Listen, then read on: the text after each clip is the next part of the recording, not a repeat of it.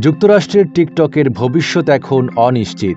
গত ১৯ জানুয়ারি একটি আইন কার্যকর হয় যুক্তরাষ্ট্রে, যেখানে টিকটকের মালিক বাইটড্যান্সকে তাদের যুক্তরাষ্ট্রের ব্যবসা বিক্রি করতে বলা হয়। জাতীয় নিরাপত্তার অজুহাতে এই নির্দেশ দেয় যুক্তরাষ্ট্র। স্বভাবতই প্রশ্ন উঠতে পারে, টিকটক কিভাবে পৃথিবীর সবচেয়ে বিতর্কিত অ্যাপে পরিণত হলো?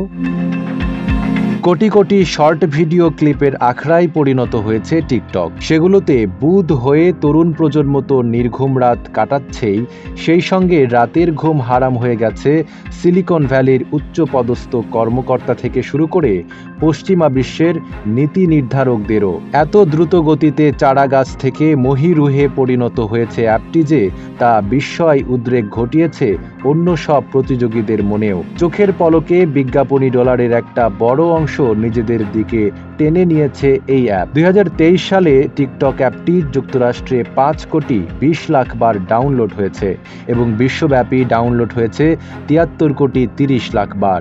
সানবিট সব দিবে সামাল। সানবিট ম্যাজিক প্রেস ডিশওয়াশিং এর মাথা ঘোরানো সলিউশন।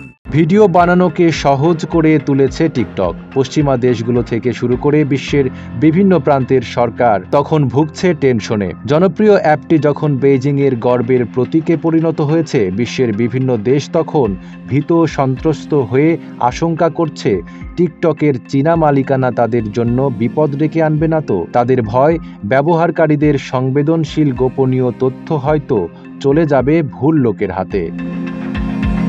অধিকাংশ সোশ্যাল অ্যাপের মতো টিকটকও কাস্টমারদের ফোন ব্যবহারের ধরন, লোকেশন ইত্যাদি সম্পর্কে তথ্য সংগ্রহ করে এবং থার্ড পার্টি ট্র্যাকিং সার্ভিসও ব্যবহার করে। চীনা আইন অনুযায়ী সরকার চীনা ফার্মগুলো থেকে কম বেশি যে কোনো ধরনের ডেটা দাবি করতে পারে, এমনকি যেসব ডেটার উৎস তাদের দেশের বাইরে সেগুলোরও। কিন্তু টিকটকের দাবি, চীনা সরকার কখনো ইউজারদের ডেটা চায়নি, আর তাদেরকে সেগুলো কখনো দেওয়াও হয়নি।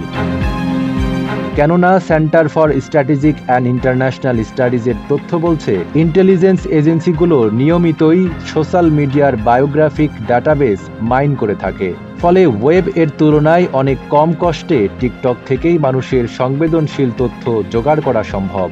আর টিকটক যেভাবে তাদের কার্যক্রম সম্প্রসারণের চিন্তাভাবনা করছে, তাতে অদূর ভবিষ্যতে তাদের কাছে কেবল ব্যবহারকারীরা কেমন দেখতে ও তাদের কণ্ঠস্বর কেমন সেই তথ্যই থাকবে না, বরং কোন ব্যক্তিবিশেষ কোথায় থাকে এবং কি কেনাকাটা করে সেসব তথ্যও চলে আসবে।